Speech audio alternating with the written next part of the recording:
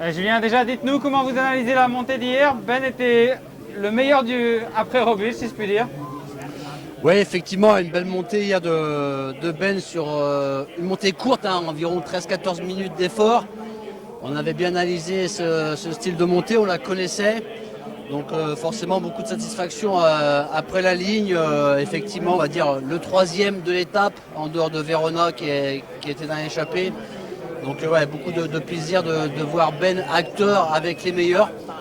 Voilà, donc troisième du classement général. On sait qu'il y a un gros morceau qui nous attend aujourd'hui, mais une belle satisfaction de voir Ben avec les meilleurs. On connaît ses qualités, mais c'est la première année qui commence dans le mental d'un leader. Comment vous l'avez vu évoluer avec la victoire en Catalogne? Il y a eu beaucoup de bonnes choses. Comment vous le sentez évoluer en tant que leader d'équipe? C'est exactement ça. On a recruté Ben il y a bientôt 2 ans. C'était un coureur qui était plutôt freelance. L'objectif de gagner une étape, de se relever. Pas forcément motivé par un classement général. Qu'on l'a recruté, on lui a fait comprendre qu'il fallait garder un petit peu cette liberté, ce petit grain de sel qui peut faire beaucoup de choses. Et ces grains de folie, on l'a vu notamment en Catalogne, mais on lui a dit, nous on va te formater pour aussi faire un bon classement général sur les courses d'une semaine et sur les grands tours. On sait faire, on a eu l'expérience de Jean-Christophe Perrault et bien sûr de Romain Bardet. Et il fallait justement gérer, c'était après Romain Bardet, quand il est parti chez DSM, Romain. Et on voyait que Ben pouvait être la bonne pioche. Il a fallu intégrer pas mal de choses, qu'au début Ben était plutôt ouais, mais moi j'aime bien cet état d'esprit d'être full gaz et de ne pas regarder le classement général. On dit mais tu as les qualités pour faire autre chose. Et je pense que l'élément déclencheur, c'est bien sûr la réussite qu'il a eue sur le Tour l'année dernière en 2021.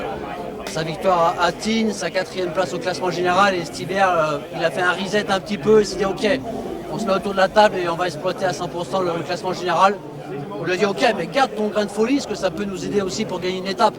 Et je pense que maintenant, Ben apporte toutes les garanties au niveau de l'équipe pour se dire qu'il fait partie des meilleurs coureurs pour faire un top 5 sur un grand tour, un podium sur une course d'une semaine. Donc voilà, on est au pied de cette dernière étape et j'espère que ce soir on aura une belle récompense. Est-ce qu'on peut même faire basculer Roglic? J'ai fait voir tout à l'heure une vidéo de 2017 quand Porte avait le maillot. Jacob était 3e au classement général. À l'issue de cette étape-là, avec la même arrivée, Jacob a renversé le classement général. Après voilà, il peut y avoir des mouvements de course, mais une fois de plus, on va être dans un premier temps sur la défensive, regarder ce qui se passe, notamment dans la Colombière, où il y a justement 5 ans, il s'était passé beaucoup de choses. Donc on va regarder un petit peu les collectifs qui sont en place. Après, il faut toujours y croire. Mais voilà, on sera déjà très heureux de rester 3e ce soir. Mais on sait que cette montée de sous les zones est très difficile, qu'il peut se passer des choses, il fait très chaud. Voilà. Mais Jumbo avec Roglic et Vingegaard restent malgré tout les favoris, les number 1 et number 2. Nous on est 3e. Et voilà, on va observer, mais voilà, ça sera déjà une grande satisfaction d'être sur le podium ce soir. À quel pourcentage il est, si je puis dire, avant le tour, là, Ben?